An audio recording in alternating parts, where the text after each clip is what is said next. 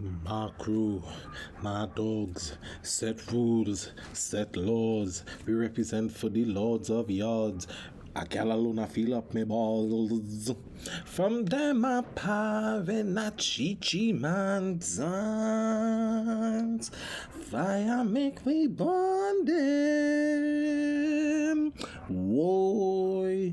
Hi, hello, and welcome to another episode of Portrait of My Life. I'm your host, Amethyst.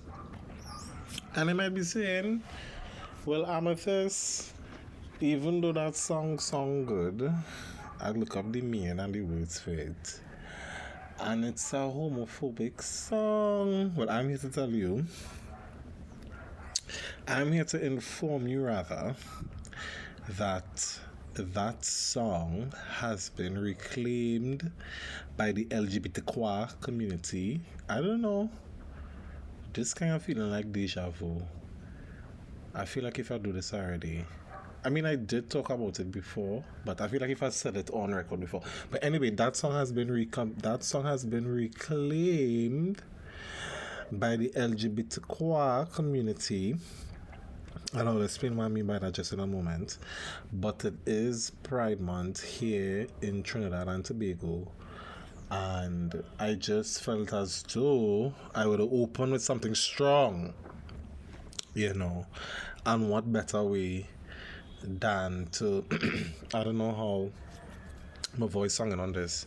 I ain't even checked to see how the volume level on that was singing before I start prattling. But yeah, a story about that song. So it is a homophobic song, and it was meant to be homophobic and to cause harm, whether that be verbally or physically, right? But if I play the song for you and I don't want to get copyright, bitch, I don't have no money, I don't want my stuff get taken down, and I don't want to have to re-edit the episode because that will be plenty work and you ain't gonna get no episode. So the bass line in the song real hard. The song is a bad, like it. When I say bad, in Trinidadian parlance, I mean good. But the song is a very is a dance hall song. Is a song to I don't know. Well, at least the beat to me does make you feel to dash out. Is a dance hall song, so it had that energy. But it is. I don't think it was meant to be enjoyed by the homosexuals, right? And so the story about the song and why I say that it's been reclaimed by the community is because it had this carnival, and I think that was the carnival. My birthday fall on the Monday, but this was the Tuesday, right? And so my best friend and I, we were beating tongue, and we settled there on Maury Street. Now, if you're not familiar with Trinidad and Tobago, especially at that time, and even now, even though the geographics has changed, and the prostitutes, Maury Street is known for having prostitutes. That's where the prostitutes line up, that's where they gather, that's where they pick up the clientele. But it has since moved a bit slightly, and I wouldn't say we're street on now, but if you know, you know. But it also had, I don't know why this always mixes up, but it also had a place called Bohemia, right? And if you don't know Bohemia is a gay, LGBTQ friendly party. It was at the time station. That was the building for it, right? But it never used to have party all the time, but it had party around carnival time. And so that year when the Sunday was really the big party, the big Juve party. And then after road march on the Monday and the Tuesday, they would have parties. They would have something, right? So all the gays from on the road would go there and they would gather or whatever. So it was Tuesday, it was last lap And so we gather on the streets, my best friend and I, and well, a lot of who's. Well, when I say who's, I mean the gays, most time. But in this instance, I mean the gays. And so we were gathered there on the corner of Aripita Avenue and Maury Street, right? Because Bohemia right there, everybody gonna come up the road just now and we're gonna settle the party. So we done there already, we waiting. And I guess a lot of the other who's felt the same way. So darling, the masqueraders coming down Aripita Avenue. They headed east on Aripita Avenue. And some of them turning off onto Maury Street. Somebody truck on them, right? And this truck coming down Aripita Avenue now turning into Maury Street. And as the truck go to turn into Maury Street, the DJ start to play that song. Chichi man, I can't remember. TOK sing that song. And it take my crew, because it start off bar 2, It start off with no instruments or anything. And then the beat dance just drop. Doom, doom, doom, doom. And that DJ played that song coming around the corner, because like I say, you could see the children's are gathered on the corner.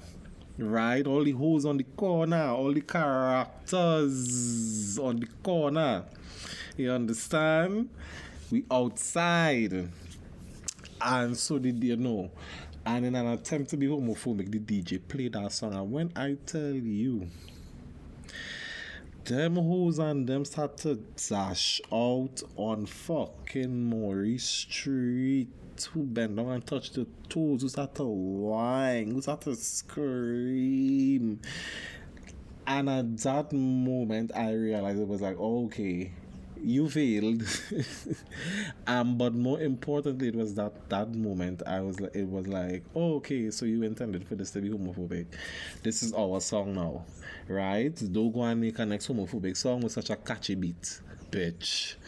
And in that moment I was like, and this might be me exaggerating a little bit, I don't know, but it's a bit powerful that as a community we're that resilient, and we could take something intended for that and turn it into celebration or revelry or celebration in revelry and be like, well, fuck you, we still exist, bitch, and now this is our song and you can't use it to hurt us anymore, and we will play it in all the parties and we will sing along and we might even go up on my fucking head, bitch. And that is that about that. So I intend for this to be a short show, and I just always say that. But let me jump right into the things, and I want to start with the heavy things on the top, and then go into the more lighter things, right? Trump and the Epstein child cheese. All I would say about that is this is an opportunity for them to sink Trump and that administration. They just have to use the fire that has been lit right now and use that to their advantage. They need to play dirty. They need to sink them. Because it's ridiculous, right? Because all the time it was Epstein, and not even just all the time it was Epstein list. They have been friends forever, up until the man died, right? And if you say all those things, and I might sound like a crazy person or an asshole or insensitive or whatever by saying this, I personally do not believe that everybody that went to the island to interfere with children. I could be wrong. And I stand to be corrected, right? But I personally feel it's a bit unreasonable to believe that, right? But if you win how much ever amount of pictures with this man, you go on there how much ever amount of time, let me say, everybody don't go there for that. You go there once, you see that happening, you never go back a fucking again. Notwithstanding that you never went and tell the police. We know how all that does go. Right? But you never go back again. Because you know that is what the islanders give. You know that is what Jeffrey Epstein does give. You know that is what Jeffrey Epstein friends does give. But if you go there multiple times, what you doing there multiple times? Why does he feel comfortable enough to invite you there multiple times? And why does you feel comfortable going multiple times? Because I really only friends with Naomi Campbell. Because she has been seen to be affiliated with so many of these men who does be doing this nastiness. I will be such a shame. But things don't look good for like guilty by association, and that's what the public gonna go by. What do you mean? What do you mean why people keep talking about the Epstein list now? What? I don't understand. A minute ago it was hot to release it, now we're not hot to release it, and wait it is. But they need to use this to their advantage. And in relation to that story, but home, and not necessarily that, but just as egregious, in my opinion, Martin George has been accused of rape. And Martin George doing what everybody else is, what all other men does do, but take it a step further. Now, in this sphere of things, culturally, locally, right? The man, he has akin himself to people in the States who has been accused of rape, celebrities, men, and of course he did his whistleblowing to the men who would agree with him and so on and so forth. And they just trying to tarnish a black man reputation. And they're trying to bring a black man down. And other men out there knows what I'm talking about, and always shut the fuck up, bitch. You did that allegedly. But you do it allegedly. Just by that fucking press conference stunt he pulled, and then he fiance, they need to check in on she. They need to check in on she because Stockholm syndrome is that thing. And when you have women being socialized to be handmaidens, there's a brainwashing that has take place. So I don't wanna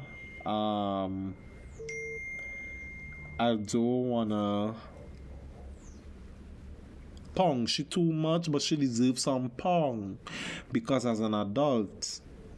But then again, you see the age she is, that she really come from that brainwashing time, you know. That kind of handmaiden,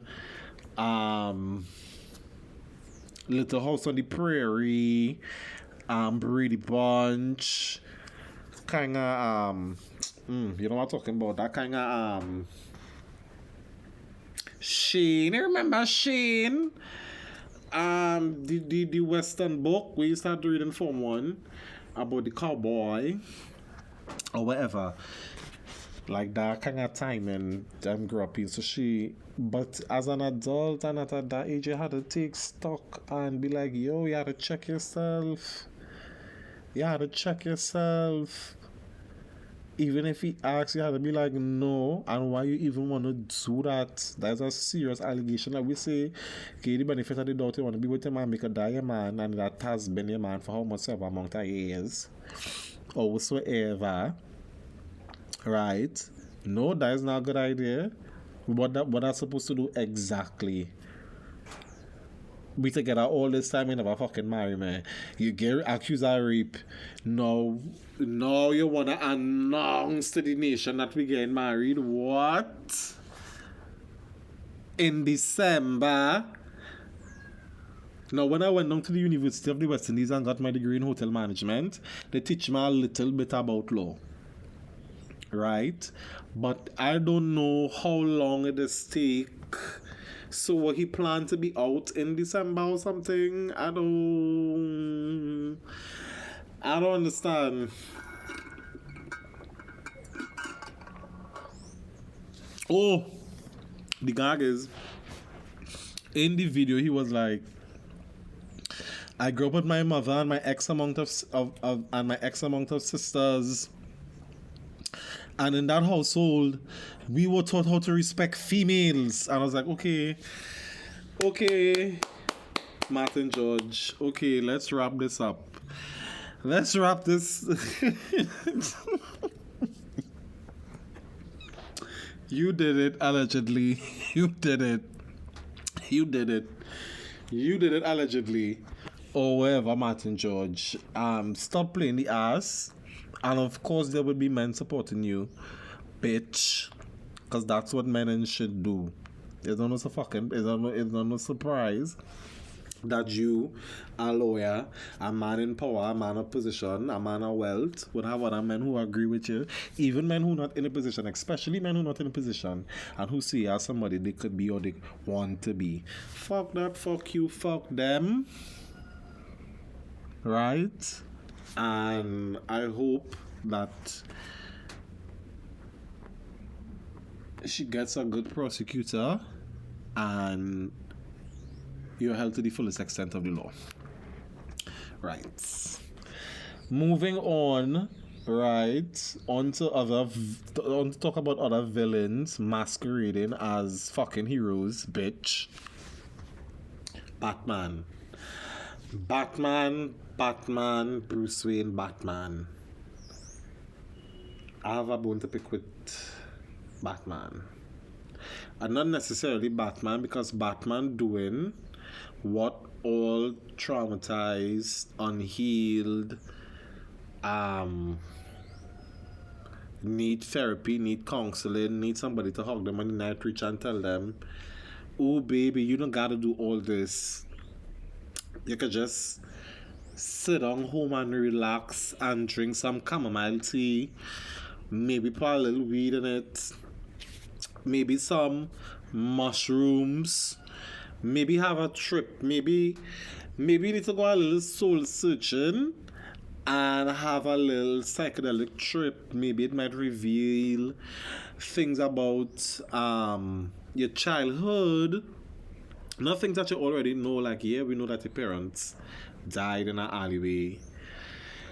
Yeah, we know that even though your fucking parents was rich, right, they decided to take a detour through a sketchy fucking alleyway in a sketchy fucking town without any security, any kind of bodyguard, without any kind of care in the fucking world, right, and get killed in front of you, and that's sky for life. Like, you don't know that part of your trauma.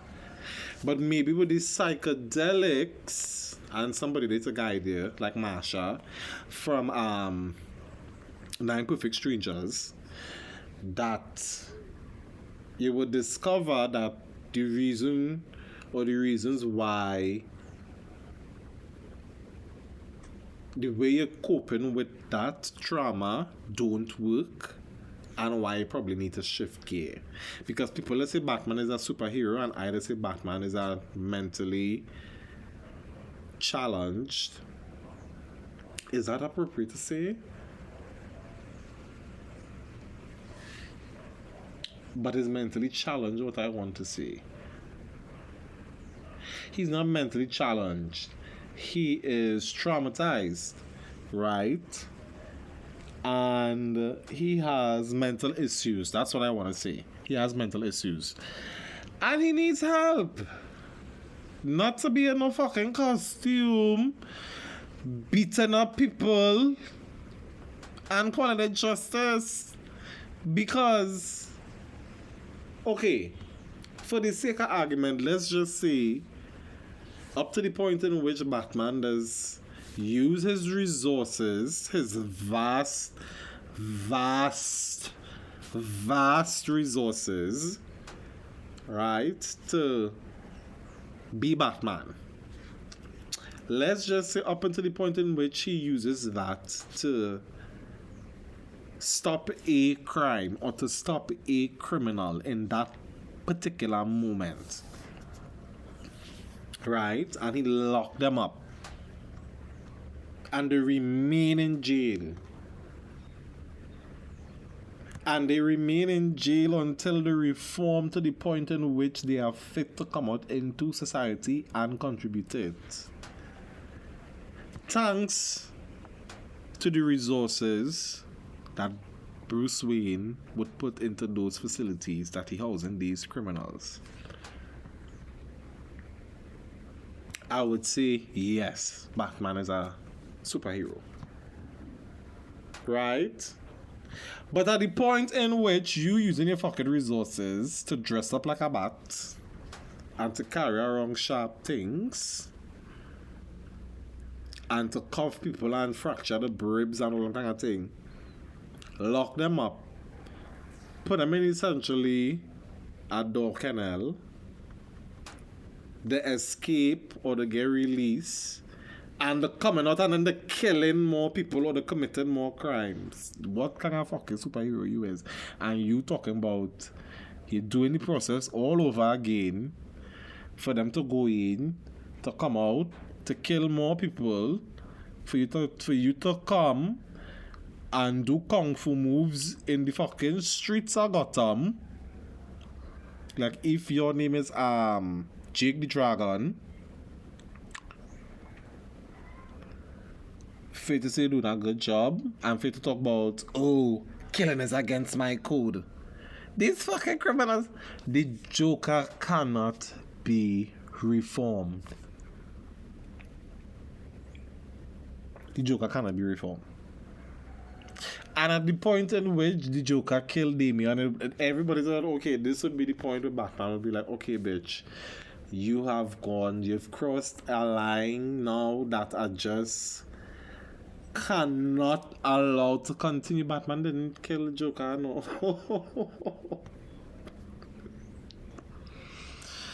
I don't know. I find Batman fans to be very sketchy. I find the premise of Batman and Superman to be very it's very ooh. Just now let his phone ring. Interrupted my arm. Wow. Well, folks, this is where this girl want to record a show in real time. I can't do nothing about it ringing because the screen not working and it's not my phone. Right. Yeah, I just find the whole Boy Scouts, goody two shoes. I don't know. I like my anti-villains.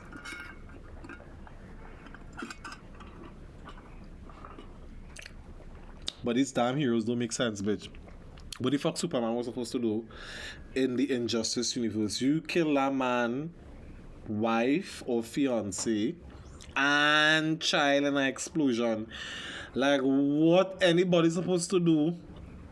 No, man. Batman need to wrap it up and go and seek help.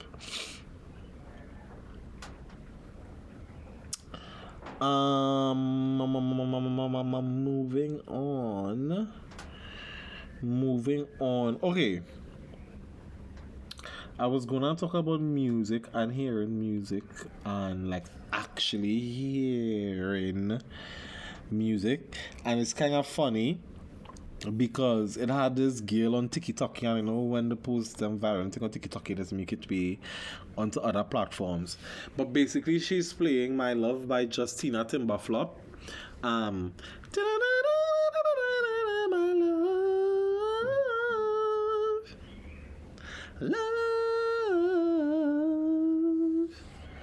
Love,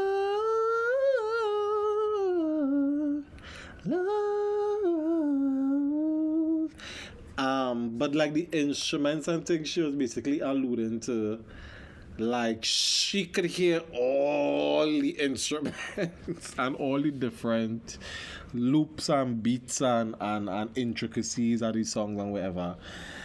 And she was basically alluded like she could like her being able to hear it is very distinct from other people because not everybody could do that or whatever. And people were like, girl, everybody hearing the same thing you hearing. And in the video she doing the little hand actions and thing, yeah. But I think she is talking about something that is real. I just think that song was a terrible example. And notwithstanding, sorry, that not everybody does hear as well as everybody else, and depending on the device that you're listening to a song on, yeah, the headphone, the quality, the earphone, the quality, will determine how well you hear the song. So she was onto something. I just think that song was a bad example. Because I've listened to songs on my AirPod Pro, like when I just got it, Apple Music, and I tuned on Till the End of Time by Mariah Carey. I've loved that song since forever. But then I was hearing instruments and vocals and harmonies and just little subtle things that I never heard before. Like it is frightening because I just want to know, well, where that voice come out from, because I never heard that before. You want to know if it's a ghost whispering in your ears. And that song especially is a very haunting song. It has a very haunting melody behind it. So she was right. I just think that song was a terrible example. But yeah, the discussion came up this week. And not really a discussion. I don't want to make it sound like it's so important or whatever. But somebody tweeted that Aaliyah, aka the Red Album by Aaliyah, is better than 1 in a Million, right? Also by Aaliyah. And I was like, no. Right? And I see that as somebody whose favorite album by the artist is the Red Album. If objectively, 1 in a Million is a better album. Is better acclaim album. 1, it has more cultural impact. 2, it's a better produced album overall, like as a body of work, it's better produced, right? The instruments matches her voice, or they complement each other, the vocal arrangements, the harmonies, the lyrics, the themes, because I think even though I think kind of said in the interviews on the release of Aaliyah that the Red Album was a more mature album, or it was intended to be a more mature album, dealing with more mature subjects. I think all of her music are mature, and kinda all do deal with adult themes and subjects. So even in that realm, and what I should have asked was, all the people who disagreed with me was, okay, what are your favorite songs from the Red Album, right? And I'm sure 9 out of 10 times is gonna be We Need a Resolution, Loose Rap, More Than a Woman, Rock the Boat, I Care For You, Try Again. Outside of that, it might, and I Care For You. And did I say I Care For You? I Care For You, by the way, which is technically not a Red Album record, That album was created for One in a Million, which kind of confirms what I've been saying. She's always had adult themes in her music. That song was recorded for One in a Million, but it didn't make the cut, so they put it on the Red album. So even if that is your favorite song from the Red album, it's technically a One in a Million song. Right? The Red album suffers from poor production.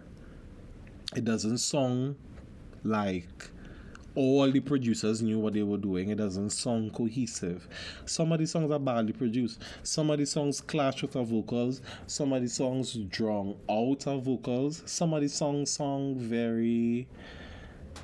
Like Read Between the Lines is a very hot song, but the beat is kind of... It sounds undone. It sounds unfinished. It sounds like it's missing other things to bolster it and make it sound complete and not hollow or not like bubblegum pop, right? Because I have no problem with song like pop, but it's like a bubblegum poppy kind of song, which doesn't work. You Got Nerve suffers from the same thing. I refused, as at a point in time, the instruments drown out her vocals. Coming along to the end, it's not, and that is a great song. Like the album has amazing songs, especially singles, but it doesn't. The entire album doesn't really pull together as the other two album. And yes, the other two I also do mean that album that shall not be named is a better album than the Red album, and that's just true tea. And I, according to the girl with the fingers and the gang signs, I just hear music differently, and when I really listen to the music, and not just the words, and not because the words catchy, and it has a nice beat. Shouts out to my girl Sheree, she by Sheree, and it has a nice beat that it is a well done song, but at the same time it's not a good song. It's just that the songs could have been better. You know what I'm saying? Or whatever.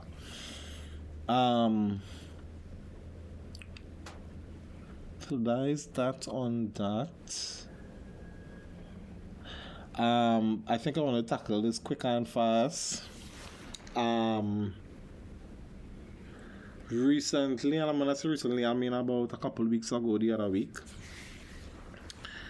somebody tweeted, because I guess they wanted to watch Rush Hour, and I guess they wanted to watch they wanted to watch Rush Hour, and it had a disclaimer at the beginning of it that said that please acknowledge that, and I paraphrasing, please acknowledge that society has since changed over time, and we really do believe in these views, or we really do find these things, or all of these things to be appropriate, or that at that point in time we found these things funny, we don't find these things funny anymore, but I guess you can please enjoy it for what it is, or enjoy it with that in mind, And somebody was like, oh, people are so sensitive, and why they had a part of this game? And I was like, no, fuck, they're right. Like, I think that's such a good idea, because to me it's better than saying, well, we're not gonna show Rush Hour on streaming. Or even though people could watch it on the DVD, or they could pirate it, or wherever, you hear that from me. We're not going to stream it. We, as the production company, or whosoever were in charge or involved with making Rush Hour, we don't want it streamed because it had racially insensitive jokes, or it had prejudiced jokes, or it had jokes that we have since moved on from. As a society, we have now deemed it as inappropriate. Excuse me, or whatever. They could have done that, but it's like, no, here's where we were at whatever time Rush Hour came out. Shouts out to Chris Tucker and Jackie Chan. At the time in which it came out, some of this shit was fucking funny. Right? And, we're just acknowledging that even though it was funny at the time, now we can acknowledge that it was wrong and we're moving on. And I find that to be responsible media consumption, especially in terms of because hey, not all the time I could do it because bitch, the other day I put on Desperate Housewives, said I'm gonna watch it. And in the first episode, Gabby was fucking a 17-year-old, and I was like, oof, oof, and I'm my favorite character. Oof. Oh, let's just say I didn't watch beyond that. Right? But it's important to acknowledge or to recognize that hey, times were wild back then, and that's another reason why I do my podcast, because a lot of the things I say, even though some of the things I say now may be considered offensive now, but some of the things that I say now in your time may not be offensive. Or some of the things I say now in your time might be offensive, or whatever. And I think it was a good idea to put like a disclaimer there. It's important to, especially like I said, when watching old shows, to recognize, we come a real long way, boy. Oh wow, Barney Stinson, whatever the fucking name was. He was a problematic character, and they probably shouldn't have encouraged him as much or in the way in which they encouraged it. And when I say they, I mean the friend group. Excuse me. Because perhaps it was the writers and the producers' intent for people to look at it and say, whoa, this character excuse me, this character is a problematic character. Instead, it had the adverse effect. At the time in which How I Met Your Mother came out, he was a fucking god, and a lot of men wanted to be like Barney Stinson, and it was, more or less socially acceptable. So there's that on that, and moving away from that type of media, I want to move into a little bit of science, on the scientific end of things. People, breaking news. The world is spinning faster. The world is spinning faster than it's probably ever spun before. And it's spinning and it's spinning and it's spinning. But I hate to let you know that it don't mean anything. I just wanted to bring that up. That the wheel is spinning faster, but it's spinning faster by like how much ever amounts of a millisecond. It doesn't affect anything in the grand scheme of the earth. And so, just in case you've heard the earth spinning faster, and that there were probably some conspiracy theories out there, ain't nothing happening to the earth just spinning faster. And not just spinning faster, and yes, stuff is happening or not happening to the earth that causes it to spin faster, but it's not anything that is detrimental. Right, so that's the science news. In other science news, and by science I mean by observation, job hunting sucks, and I'm gonna leave that right there. Now we're coming down to the end of things. In celebrity news,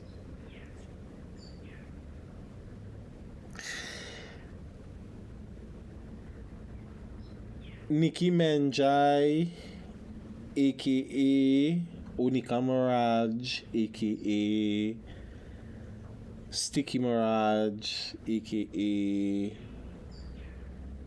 your last name. No, I'm gonna do that again. You see how consuming media saying that would be inappropriate.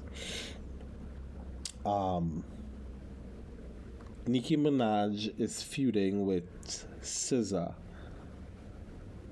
and I guess SZA's manager. And it's like, here we go adding somebody else to the list of people that Nicki Minaj beefing with. Right? And I had a list here for all the concerned folks, and I'm just gonna read the list of celebrities that Nicki Minaj. Oh, they need to add to this list. I will say it at the end. That Nicki Minaj beefing with, right? So, Megan Thee Stallion, Cardi B, Doja Cat, Lato, Iggy Azalea, Lil Kim, who was the first. Those who were around and outside know that Lil Kim was the first, right? She and Lil Kim do a feature. I guess the feature didn't do that well, and they turned on Lil Kim.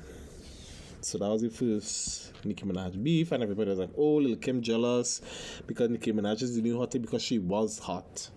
She just come out, she was like killing it. And like Nicki Minaj was doing the things, right? But Lil Kim was like, one day you will all see. One day you will all see. Remy Ma, who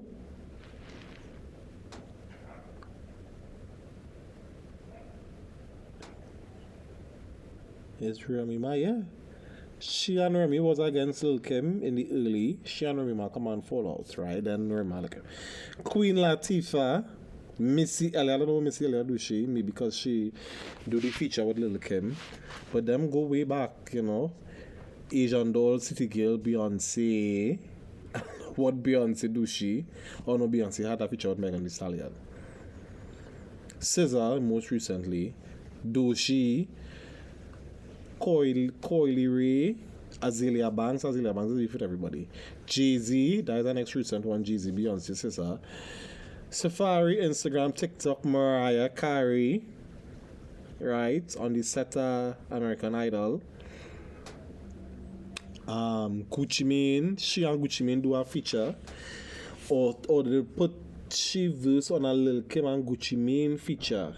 Freaky girl, that bad, real bad. She want to listen to it. Taylor Swift, which is insane. Miley Cyrus, which was hilarious. Hey Miley, what's up? Demi Lovato, Meek Mill, Kanye West, Kylie Jenner, Stormy, Travis Scott, random Twitter stands, Farrah Abraham, Lakia, Erica Banks, Young Baby T, Jason Lee, Wendy Williams, Ice Spice, Normani, Lady Gaga, Leanne, Summer Walker, Mariah Lynn, RZA from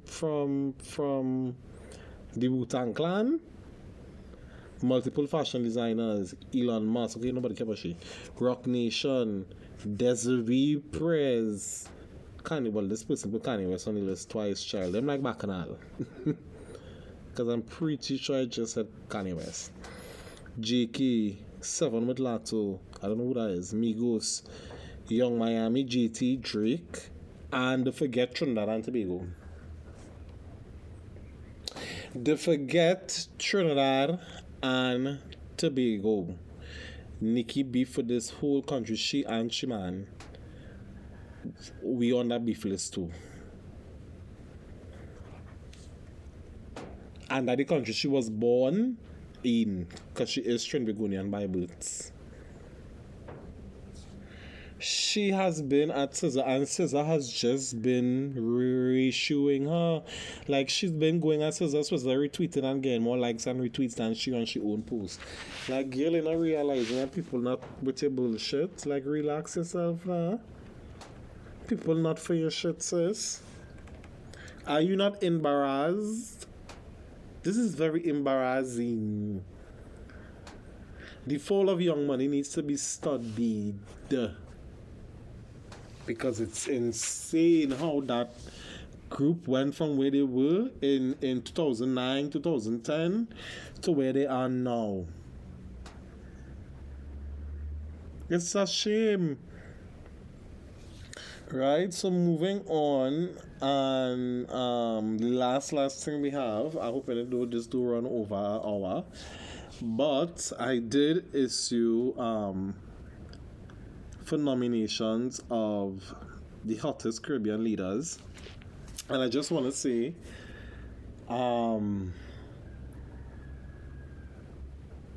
for what it's worth, we all know how politics just go, how politics just run, but outside of that, outside of people going on a platform and saying, ha ha ha, that's why I know my ancestors' last name and you don't, that is something different and in a whole league of its own, right? And leaders who have beliefs that are neo fascists, that are racist, that are colorist, that are homophobic, that are sexist, they don't deserve romanticization, right? And to that end, because nobody else has reached out about anybody else on the list, and I don't follow politics like that, and maybe that's a shortcoming on my behalf, and I probably should have scrapped this whole listing. But I was just trying to have a little fun on the TL, but Andrew Holness from Jamaica was removed from the list because somebody reached out and they said, well, I really do think he is someone that should be romanticized because of X, Y, and Z, and I agree, and I removed him from the list. So we ended up with 14 politician men, and I'm here to rank the most attractive to the least attractive. Right? And 14, I'll start from 14. I'm not sure if I would give a reason for all, but let me see how it goes. And these are your nominees. I have 3 nominees on the list. And it's my list, so of course they're ranking very, very high. I wouldn't say which rank just yet. But we go in. Caribbean hottest leaders, right? Many edition. And I just want to acknowledge everybody's daddy issues, not in a kind of Freudian kind of way, but the nominees are indicative of 2 things. Everybody's daddy issues, and, well, especially mine, obviously. And, these old fucking men need to retire and go home and lead the future of this country to the young people and let the young people get a chance to do something. Right? Let young people get a chance to do something. We go in. Number 14, I have Gaston Brown. No, Gaston. Whoever nominated Gaston Brown had jokes. I know who nominated Gaston Brown, but they have fucking jokes. Gaston, at the very least, to get rid of that fucking mustache. Is it that Hitler mustache? Gaston Brown have at least, bro. At least. If you can't grow a beard, if you can't grow a goatee, keep your face clean. Just cut it off. Cut it off or shape it different. Shape it and grow it different. Right? At number 13, we have... and Gaston Brown is of Antigua and Barbuda. Right? We have at number 13 is Wayne Gerard of St. Lucia. Young little man, not bad, but not my type. Looks a little green for my liking. Look like, he will make your belly hurt you, It's not good to eat green mango and thing. The colic, just get your colic belly, colic stomach. Not my type, that clean face, that clean shaven. And it's the same reason with number 12 on the list, who is Dixon Mitchell of Grenada. A little too green for my liking, a little too preppy, too slender. Yeah. and to clean shave it for my eyes. I like them with a little body on them, a little facial hair. I like to feel it, Anyway, child. Number 11 is Sean Sobers of Trinidad and Tobago. Sean Sobers is a dance, and that makes him very unattractive.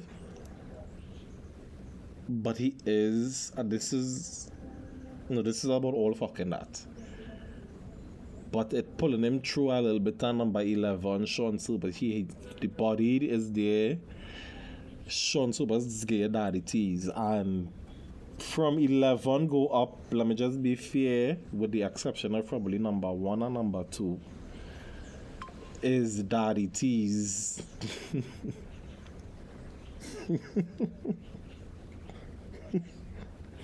So that is how Sean Sobers gets so high up on the list.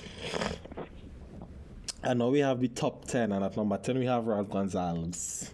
Oh, I never say what sparked this. What actually sparked this was the picture. The picture, and if we go back to the picture that they did, there was a group picture that was taken of them at the CARICOM summit, or the CARICOM meeting of leaders. I don't know what's the official name for it. And one of them in particular did something to me, and I was like,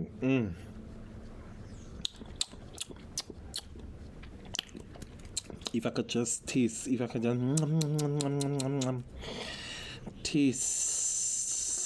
respectfully, fuck shit. That's what this is about, bitch. That's what this is about. If I could taste this respectfully, child, but we could get to that person. But that is what started. That would make me was like, oh, good, listen, I'm gonna do this. At 10 we have Ralph Guns, and Ralph short, and I don't like short, man. A lot of these leaders are short, but Ralph, I could see the potential. Ralph.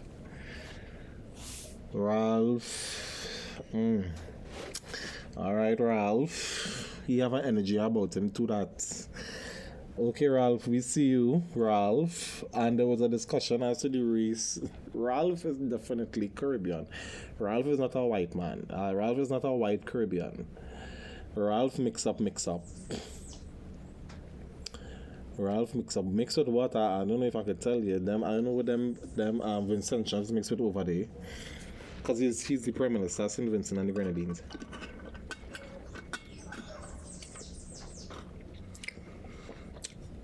Ralph is a French Creole. Ralph is a Coco Payal. That's what Ralph is. If I studied Ralph, remind me, my sixth form, reform room teacher. Ralph is a Coco Payal. Ralph is a Coco Payal French Creole kind of mix like. That's what Ralph is. At number 9, Ralph, that belly, we could do things with that belly, Ralph, just saying. Number 9, we have Johnny Bricinio from Belize.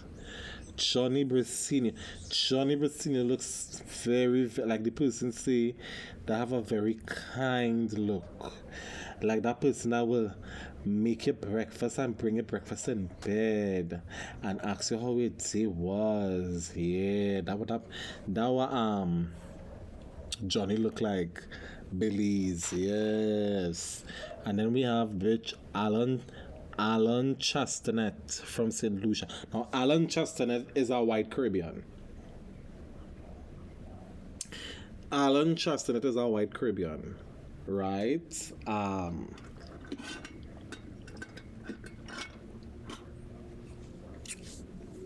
It's very unlikely that Alan Chastanet have anything mixed in it, but he's a nice man. He's a nice, well put together mister. I like him. He's a handsome man. He handsome. That was number 9 and number 8, right? At number 7 for Trinidad and Tobago. Oh, and I had to limit the list to 5 nominees from each country because Trinidad and Tobago nominations was just coming in. Of course, so I limited the list. And at number 7 we have Dominic Smith. Very handsome Douglas man, but not very intelligent. and he and Sean Sobers Trinidad and Tobago for the UNC because that is a party I done, sir, and I ain't ashamed to say history will reflect that the UNC in my time, at least from 2010 to now, which is 2025, is a party at dances, right? And I wouldn't say he dance, but he's not the smartest. He's not the sharpest tool in the shed. You know, by the type you had to be like, no, babe, and you had to explain to them, and you had to hold a hand, and yeah, nice though. Looks like a very, very nice individual personally as well. I am sure he's a very personable person. But and the party he was just not doing any favors for him, especially in that aspect of things, in terms of, because people are attracted to intelligence too, it's not just about the looks or whatever. But yeah, Dominic Smith, you gave me a call if you hear this, and I'll show you the light or whatever. Number 6 on the list, of course, Trinidad and Tobago again. And of course, this person had to make the list because since they come into power,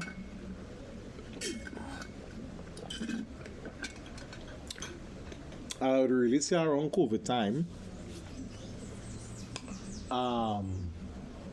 they gained a lot of popularity for their looks.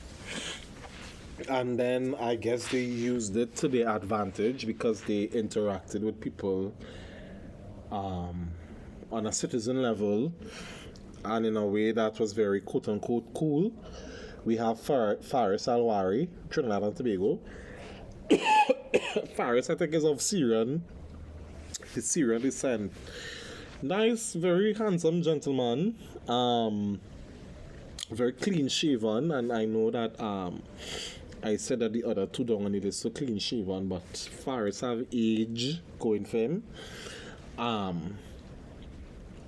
said I like him dangerous or whatever. Yeah, Faris is and good, nice fit body, gym body or whatever. So that's number 6, and now we have top 5, right? And at number 5 we have Irfan Ali of Guyana. That's the president of Guyana, and he is the whole reason for this list. In that picture with that little peace sign up and the little smile, I was like, ooh, oh, that do something to that do something to me. And I was like, yeah, boy, even if it's just for a weekend. Very nice Indian man, very, very nice beard, nice body, And he have a little swag about him, and he a little underneath, I could tell when that little underneath, but I like that. At number 4 we have David Booth of Bermuda. That is a nice man.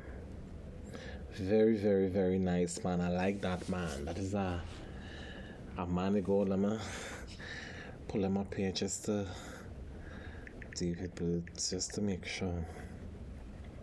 And you could tell, yes, with this nice salt and pepper beard he have here, the little space in the teeth, but you could do plenty with a little space, You could do plenty with a little space between them two fronty there. You could do plenty. Catch your body hook. Nice man, nice and clean, and the beard shape and taper nice. This little salt and pepper works for him. The body nice. That's a good number for him. He's a good man, Savannah. A good man. Talking about a good man.